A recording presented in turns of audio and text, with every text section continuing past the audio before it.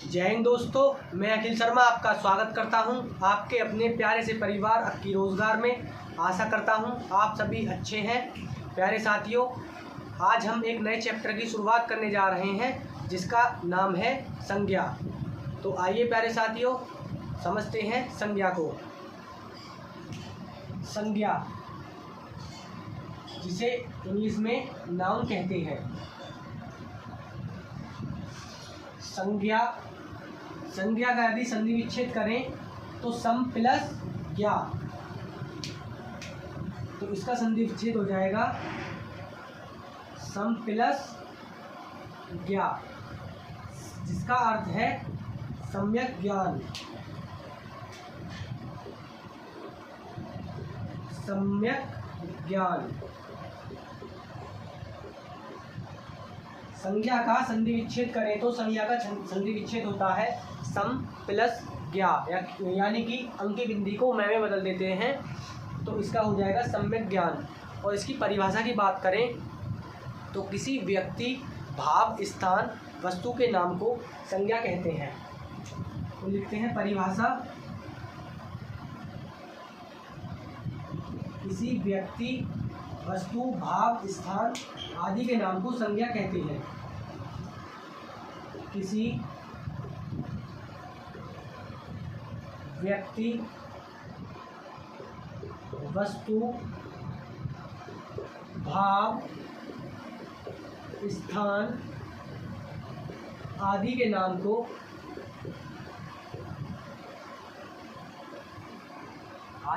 या आदि को संज्ञा कहते हैं। नाम को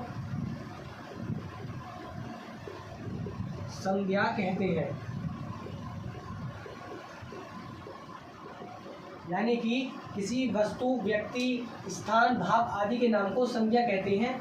संज्ञा मूल रूप से दो प्रकार की होती हैं, यथार्थवाचक और भाववाचक। तो समझते हैं, संज्ञा मूल रूप से दो प्रकार की होती हैं, यथार्थ और भाववाचक। यथार्थवाचक में चार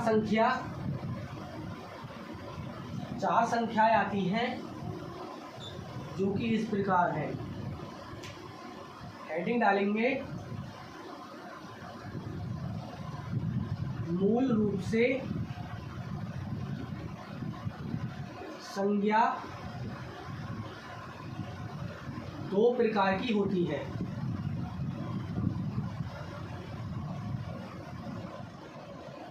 यथार्थवाचक और भाववाचक। तो पहली है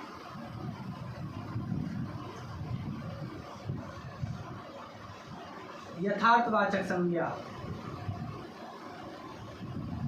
और दूसरी है भाववाचक संज्ञा।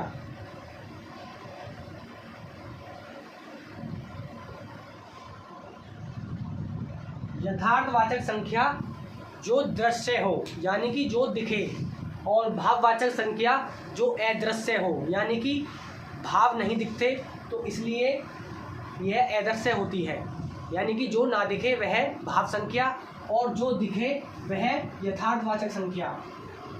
तो इसमें लिख लेंगे जो दिखे, यानी कि दृश्य, जो दिखे, जो दिखाई दे, और भाववाचक अदृश्य, जो दिखाई ना दे, जो ना दिखे।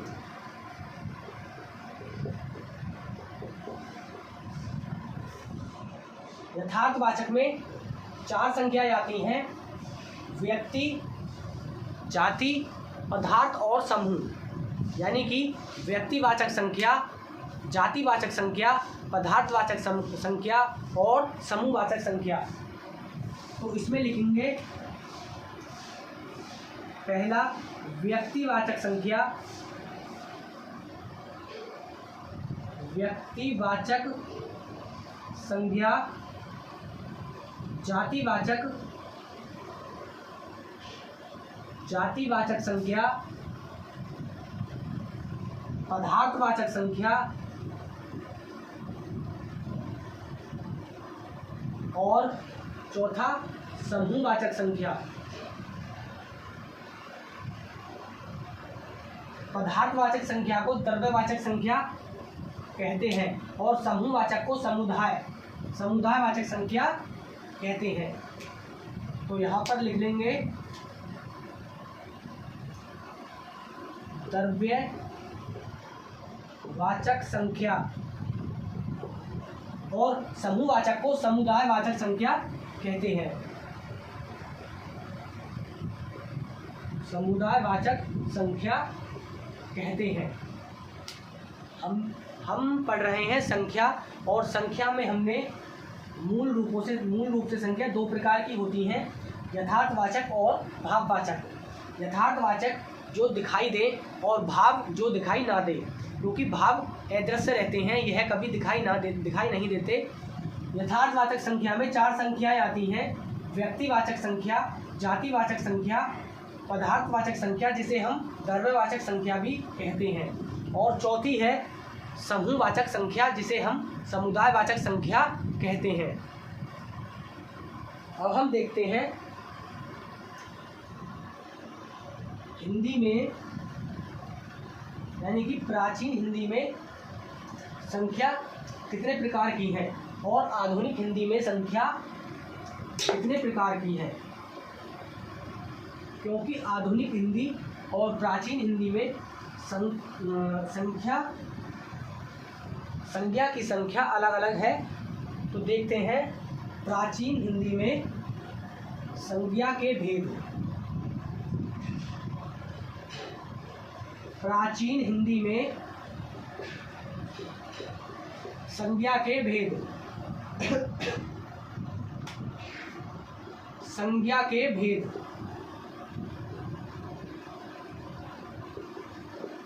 प्राचीन हिंदी में संख्या के भेद 5 हैं। व्यक्तिवाचक, जातिवाचक, भाववाचक, पदार्थवाचक और समूहवाचक। यानी कि प्राचीन हिंदी में संख्या के भेद 5 हैं। पहला व्यक्तिवाचक संख्या। दूसरा जातिवाचक संज्ञा। तीसरा पदार्थ या द्रव्य।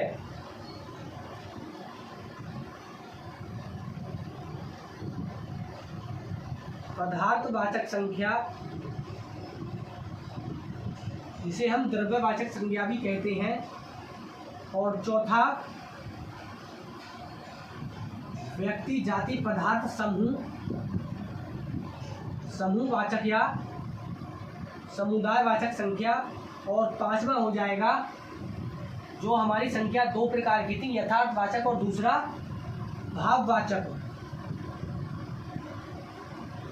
भाववाचक संज्ञा। हम पढ़ रहे हैं प्राचीन हिंदी में संख्या के भेद। प्राचीन हिंदी में संख्या के भेद 5 हैं। व्यक्ति, जाति, भाव, पदार्थ और समूह।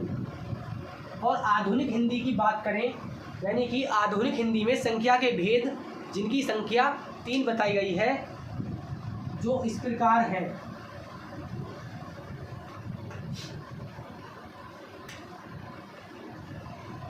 अब डालेंगे आधुनिक हिंदी में संख्या के भेद।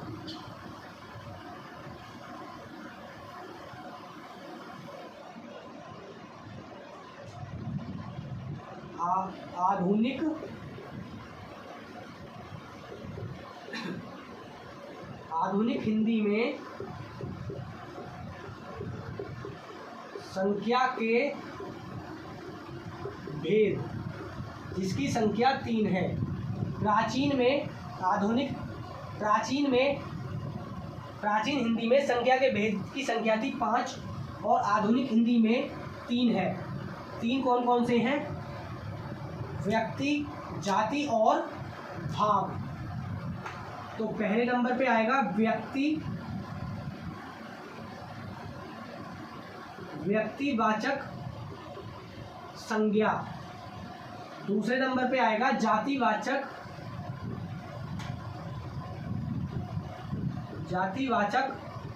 संज्ञा, और तीसरे नंबर पे आ जाएगा भाववाचक संज्ञा।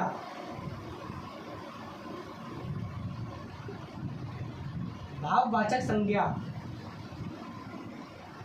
संख्या के भेद प्राचीन में 5 थे, 2 भेद बचे, पदार्थ और समूह, जिसे हम द्रव्य और समुदाय कहते हैं। तो वह 2 संज्ञा जातिवाचक संज्ञा में आएंगी,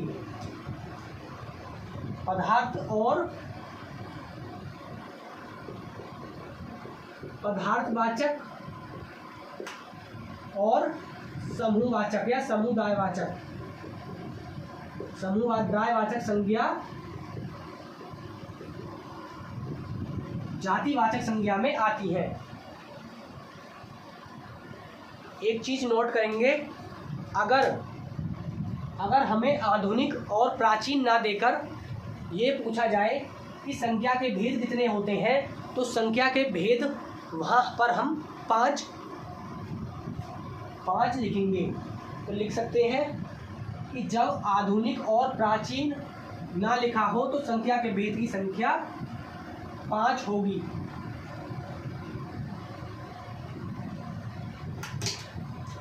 तो लिखेंगे संख्या के भेद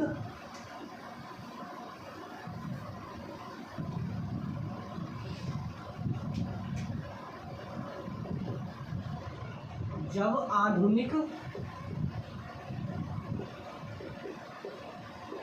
या प्राचीन ना लिखा हो, जब आधुनिक या प्राचीन ना लिखा हो तो संख्या के भेद 5 होंगे।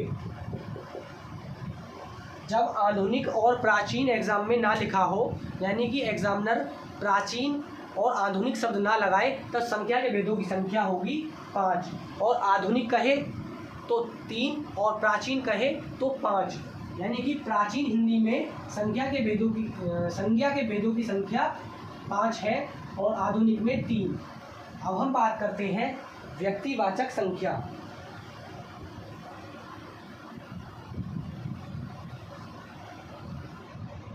क्योंकि हमें व्यक्तिवाचक संख्या, भाववाचक संख्या, व्यक्ति, जाति, भाव, पदार्थ और समूहवाचक संख्या, 5 संख्याएं हमें, क्योंकि 5 भेद हैं, 5 संख्याएं हमें पढ़नी होती हैं।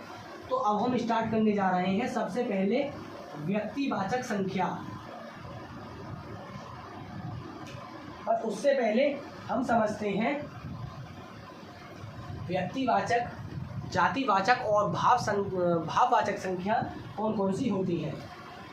तो हेडिंग डालेंगे व्यक्तिवाचक संख्या। व्यक्तिवाचक संज्ञा यानी कि व्यक्तिवाचक संज्ञा कौन कौन सी होती हैं। यह दुनिया में अकेली होती हैं। पहली बात तो यह दृश्य होती हैं, दृश्य जो दिखाई दे, प्लस व्यक्तिवाचक संज्ञा एकवचन होती हैं, एकवचन, प्लस यह दुनिया में अकेली या विशेष होती हैं। दुनिया में अकेली या विशेष होती है। यानी कि व्यक्तिवाचक संख्या दृश्य होती है, यानी कि ये दिखाई देती है, और एकवचन होती है, और साथ ही दुनिया में अकेली या विशेष होती है। उसी प्रकार जातिवाचक संख्या, जातिवाचक संज्ञा, हम 3 संख्या को देखने वाले हैं यहाँ पर, यानी कि व्यक्ति, जाति और भाव को। तो जातिवाचक जिसके जैसे और हो, यानी कि यह भी दृश्य होती हैं, प्लस जाति बहुवचन होती हैं और इनके जैसे और होते हैं, तो इसमें लिख सकते हैं जिसके जैसे और हो।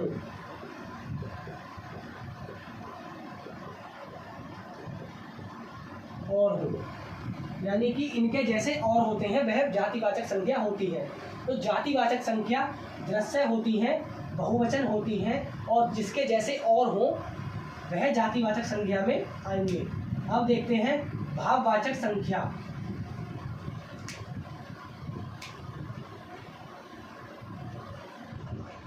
भाववाचक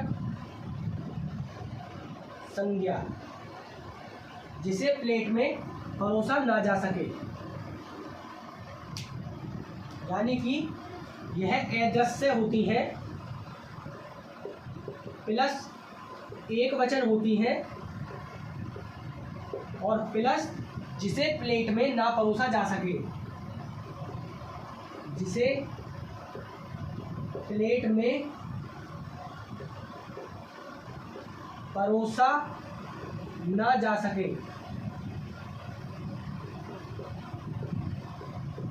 यानी कि भाव को हम प्लेट में नहीं परोस सकते और यह अदृश्य होती है और एक वचन होती है। अगर भाववाचक संख्या बहुवचन में प्रयोग होगी तो वह भाववाचक संख्या ना होकर जातिवाचक संख्या हो जाएगी। तो इसे हम नोट करेंगे। हमने समझा व्यक्तिवाचक, जातिवाचक, वाचक और भाववाचक संख्याएं कौन कौन सी होती हैं। एक बार और देखते हैं। व्यक्तिवाचक संख्या दृश्य होती है, यानी कि यह दिखाई देती हैं, एक वचन होती हैं और दुनिया में अकेली या विशेष होती हैं। जातिवाचक संख्या दृश्य होती हैं, बहुवचन होती हैं और जिसके जैसे और हों वह जातिवाचक संख्या में आएंगे। भाववाचक संख्या यह अदृश्य होती हैं और यह एक वचन होती है और साथ ही इन्हें प्लेट में नहीं परोसा जा सकता, वह सभी भाववाचक संज्ञा में आते हैं। अब हम पढ़ रहे हैं अगर भाववाचक संख्या बहुवचन में हो तो वह भाववाचक संख्या ना होकर जातिवाचक संख्या में आएंगी। नोट करते हैं कि अगर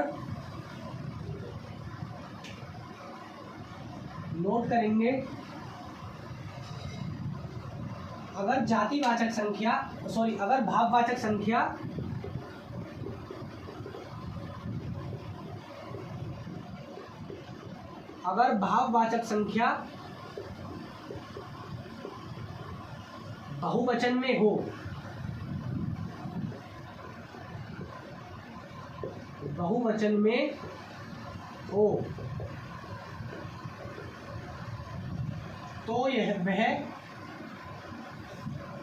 तो वह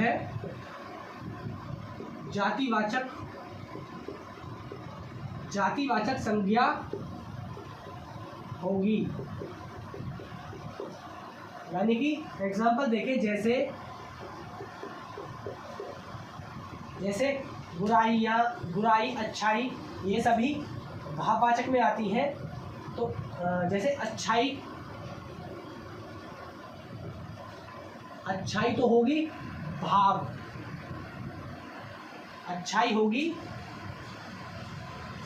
क्योंकि अच्छाई एक वचन है तो ये होगी भाववाचक संख्या। अगर भाववाचक संख्या बहुवचन में हो, यानी कि यह बहुवचन में हो, अच्छाइयाँ या बुराइयाँ, तो अच्छाइयाँ बहुवचन है तो तब यह होगी जातिवाचक संख्या।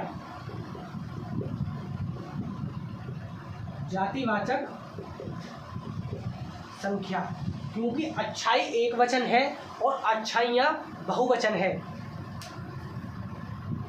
और मैंने लिखा भी है, अगर भाववाचक संख्या बहुवचन में हो तो वह जातिवाचक में काउंट होगी। तो अच्छाइयाँ एक वचन अच्छाई एक वचन और अच्छाइयाँ बहुवचन, यह बहुवचन है और यह एक वचन। यह एक वचन है तो ये भाववाचक, और जब यह बहुवचन का रूप ले लेगी तो यह जातिवाचक संख्या कहलाती है। अब हम स्टार्ट करते हैं व्यक्तिवाचक संख्या को। हमें 5 संख्याएं पढ़नी हैं: व्यक्तिवाचक, जातिवाचक, पदार्थवाचक, समूहवाचक और भाववाचक संख्याएं।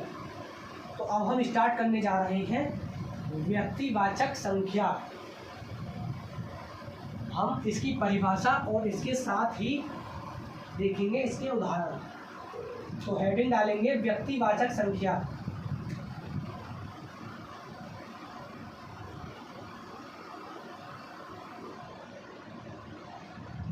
व्यक्तिवाचक संज्ञा, इसकी डेफिनेशन होती, इसकी परिभाषा होती है किसी व्यक्ति, वस्तु, स्थान के नाम को व्यक्तिवाचक संज्ञा कहते हैं जो किसी विशेष व्यक्ति, वस्तु, स्थान हो। तो लिख सकते हैं यहाँ पर जो किसी विशेष व्यक्ति, वस्तु, स्थान के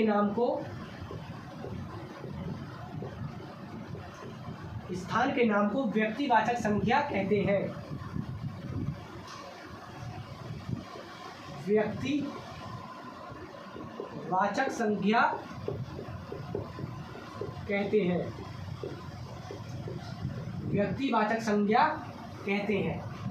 और जैसे मैंने अभी बताया था कि यह दृश्य होती हैं, एक वचन होती हैं और दुनिया में अकेली या विशेष होती है।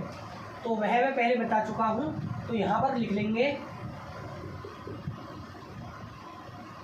दृश्य प्लस एक वचन प्लस दुनिया में अकेली या विशेष। तो यह दुनिया में अकेली होती है, एक वचन होती है और दृश्य होती है। जैसे एग्जाम्पल देखें,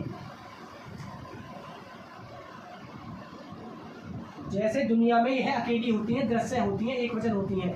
जैसे राम, गंगा, सिंधु और क्या, जैसे कोई स्थान, राम, गंगा, सिंधु, आकाश, अपना भारत, किसी, जैसे मेरा नाम है अखिल, जैसे अखिल भी आ जाएगा इसमें, आदि। यानी कि इसकी डेफिनेशन है जो किसी विशेष व्यक्ति, वस्तु, स्थान के नाम को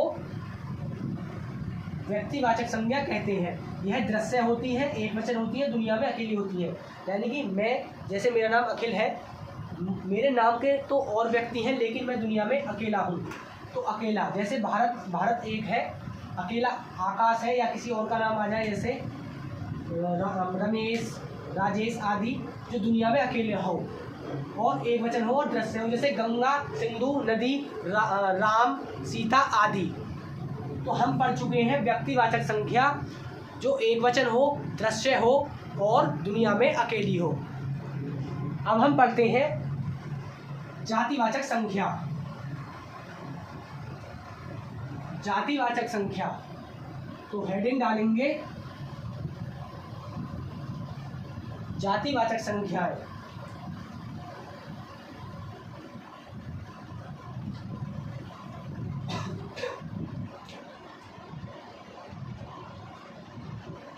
जातिवाचक संख्या,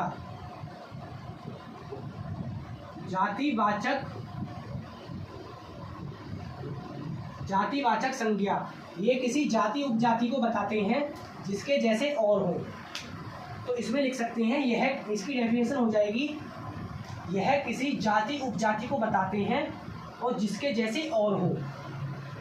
यह किसी जाति उपजाति को बताते हैं, जाति उपजाति को बताते हैं।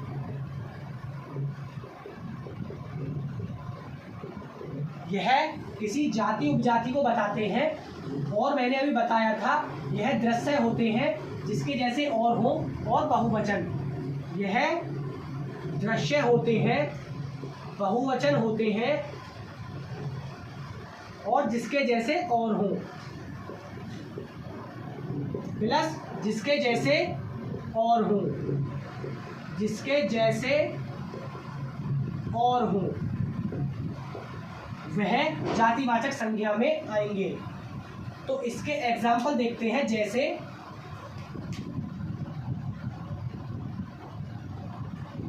कि इसकी डेफिनेशन से ही पता पड़ रहा है कि यह किसी जाति उपजाति को बताते हैं और जिसके जैसे और हो। जैसे गाय, यानी कि, और जैसे काली गाय, यानी कि यह उपजाति, जाति या उपजाति को बताते हैं। जैसे गाय, काली गाय, गुलाब, गुलाब कैसा, लाल गुलाब या काला गुलाब, लाल गुलाब। जैसे प्रोफेसर, यानी कि, और जैसे नेता, मंत्री, विधायक, यानी कि विधायक जैसे और विधायक भी होते हैं, नेता जैसे और नेता भी होते हैं। यह, और जैसे देखें लड़का, लड़की, विधायक, नेता, डीएम, जिसके जैसे और हो, आदि। यानी कि हम पढ़ रहे हैं व्यक्तिवाचक संख्या, यह किसी जाति उपजाति को बताते हैं और यह दृश्य रहते हैं, दृश्य होते हैं, बहुवचन होते हैं और जिसके जैसे और हो, यानी कि इसके जैसे और हो। जैसे गाय के जैसे और गाय होती हैं, काली गाय के जैसे और गाय होती हैं, लड़का, लड़के के जैसे और लड़के होते हैं, मंत्री, मंत्री के जैसे और मंत्री होते हैं, नेता, नेता के जैसे और नेता होते हैं, आदि। जातिवाचक में ही हम प्राकृतिक आपदाओं को भी, प्राकृतिक आपदाएं भी जातिवाचक में आती हैं। प्राकृतिक आपदाएं जैसे भूकंप, ज्वालामुखी आदि। तो इसमें हम इसी के एग्जाम्पल में हम भूकंप और ज्वालामुखी भी लिख लेंगे। जैसे भूकंप, ज्वालामुखी आदि प्राकृतिक आपदाएं, यानी कि प्राकृतिक आपदाएं भी इसी में आती हैं। जो भी प्राकृतिक आपदाएं होगी वह जातिवाचक संख्या में आएगी। अब हम व्यक्तिवाचक संख्या और जातिवाचक संख्या को पढ़ चुके हैं। 3 संख्याएं हमारी बचती हैं, भाववाचक, पदार्थवाचक और समूहवाचक। और इसके साथ ही हम इन्हें कल की क्लास में पढ़ेंगे। आज की क्लास में इतना ही, तो मिलते हैं कल की क्लास में। तब तक के लिए जय हिंद, जय भारत।